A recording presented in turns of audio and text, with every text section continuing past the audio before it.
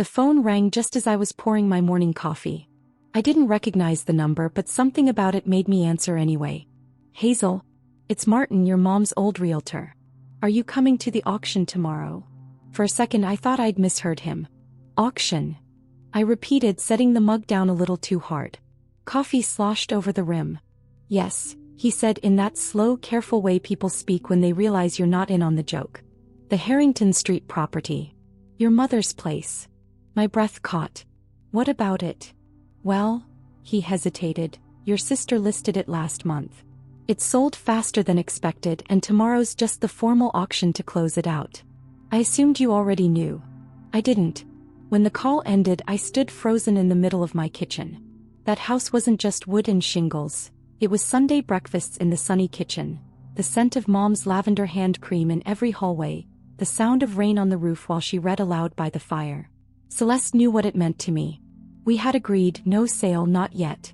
I grabbed my phone and called her. She picked up on the second ring, her voice all breezy sweetness. Hazel. Hey, I was just thinking of. When were you planning to tell me? My voice was sharper than I intended. Tell you what? About the auction tomorrow. About selling Mom's house. Silence. Then a small, too casual laugh. Oh. That. Celeste's laugh was light, almost amused, like I'd just overreacted to a spilled cup of coffee. I was going to tell you, she said, drawing out the words as if that somehow made it better. But you've been so busy, and honestly, I didn't think you'd care this much. I gripped the edge of the counter until my knuckles ached. Didn't think I'd care? Celeste, it's Mom's house. We said we'd wait, together. That's what you promised. Oh, come on, Hazel, she sighed. It's just a house. You're not even living in town anymore. It made sense to sell while the market's hot. I handled all the paperwork so you wouldn't have to stress about it. Wouldn't have to stress about it. The words rattled in my head, bitter and absurd. So you handled it by cutting me out entirely? By keeping it a secret until the day before strangers walk in and take it away? Her tone sharpened. You're being dramatic. I took care of everything. You'll get your share once the sale closes. There was her neat little justification, as if a check in the mail could erase the fact that she'd made this decision alone. I'm not sure you understand, I said quietly, my voice trembling, what you've actually taken from me. Celeste didn't answer right away. In the background, I heard the faint clink of a wine glass being set down, the murmur of a TV. Hazel, she said finally, you really should come tomorrow. If only to say goodbye. It's not like you can stop it now. When the call ended, I realized my hands were shaking. Not from shock anymore. This was something colder, heavier. The kind of anger that doesn't burn out quickly. That night I couldn't sleep. Every time I closed my eyes, I saw the Harrington Street house. Not as it looked now, stripped and staged for strangers, but the way it used to be. I saw Mom in the kitchen, her sleeves rolled up, dusting flour from her hands as she pulled a pie from the oven. I saw the dent in the hallway wall from when Celeste and I chased each other with water balloons one summer. I saw the backyard swing set, long gone now, but once the center of every childhood afternoon. Celeste and I hadn't always been like this. There was a time she was my favorite person. My co-conspirator, my loudest cheerleader. But somewhere along the way we grew into different people. She stayed close to town, climbing her way up in the local law firm, networking at country club dinners. I moved 3 states away, chasing a teaching job and a quieter life. When Mom got sick, I came back every weekend, driving hours to take her to appointments and cook her meals.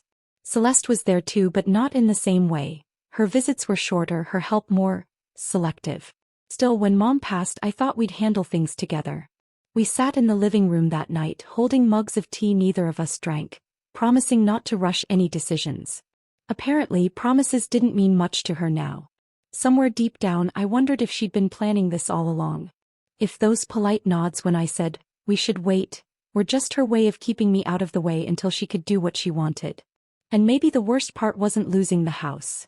It was realizing that my sister, the person who once knew me better than anyone, had turned into someone I didn't recognize at all. By morning, the anger had settled into something sharper, resolve. I made coffee, but it went cold on the counter as I stood staring at my phone. There were a dozen texts from Celeste, each more patronizing than the last. Don't make this harder than it has to be. You'll get your share, Hazel. It's just business. Business. She was talking about the place where we learned to ride bikes, where Dad used to measure our heights on the kitchen doorframe with a pencil. I opened my laptop and found the auction listing. There it was, charming 3-bedroom with original hardwood floors, perfect for investors or young families. A set of glossy photos slid across the screen, each one carefully staged to hide the soul that had once lived there. No sign of Mom's quilt draped over the couch, or the row of ceramic owls she'd collected over decades. For a moment I considered staying away, letting it happen without me. Maybe that would hurt less than watching strangers buy pieces of my life like they were picking out curtains. But the thought of Celeste standing there alone, smiling politely as the auctioneer shouted out numbers, made something in me twist. She had taken the decision away from me. She had erased my voice from the process. I wasn't about to let her erase me from the ending too. I closed the laptop, grabbed my keys and said it out loud just to hear the weight of the words. I'm going. The auction house was colder than I expected. Not in temperature, though the air conditioning was working overtime, but in the way the space felt stripped of warmth, like it had been designed to drain the meaning out of whatever passed through its doors. Rows of folding chairs faced a low stage where the auctioneer stood, already warming up his voice. A handful of people milled about, flipping through glossy property brochures. Most were dressed like they'd just stepped out of a boardroom, pressed shirts, sharp shoes, eyes scanning the room like predators. And then I saw her. Celeste, in a cream blazer and heels too high for comfort, chatting with a man in a navy suit. She laughed at something he said, tossing her hair back like we weren't standing in the middle of a moment that would split our family history in two.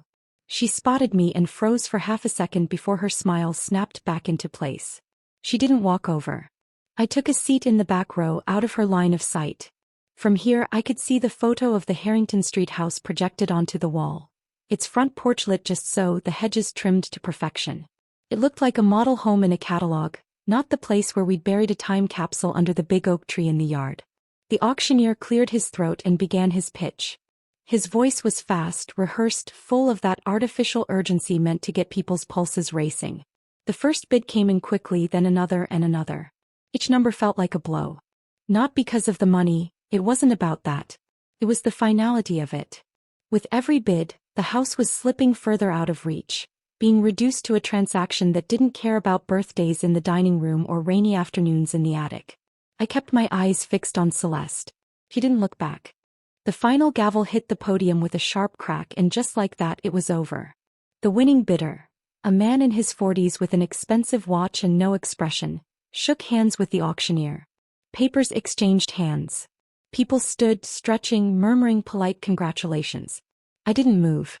My legs felt rooted to the thin carpet, like if I sat still long enough I could somehow rewind the last 10 minutes. Celeste was already on her feet, all smiles as she spoke with the buyer.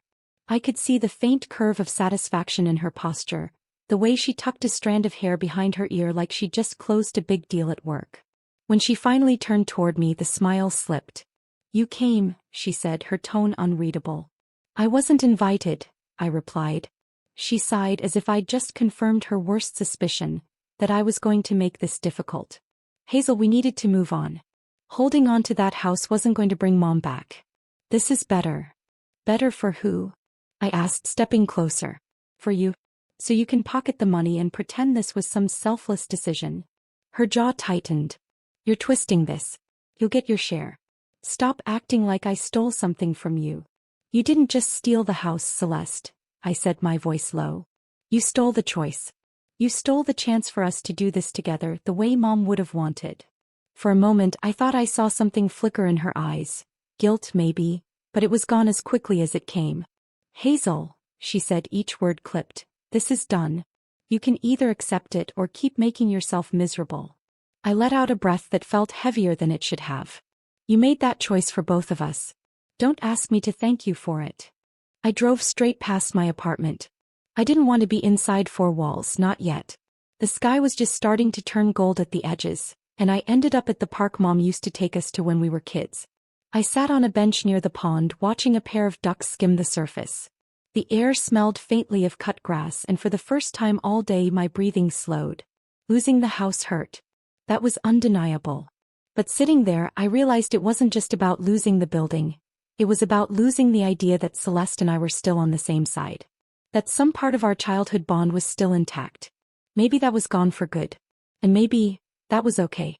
I pulled out my phone and scrolled through the photos I'd taken during Mom's last year. The garden in full bloom, the way the light hit the living room at sunset, her smile when I made her tea just the way she liked it. Those were mine to keep.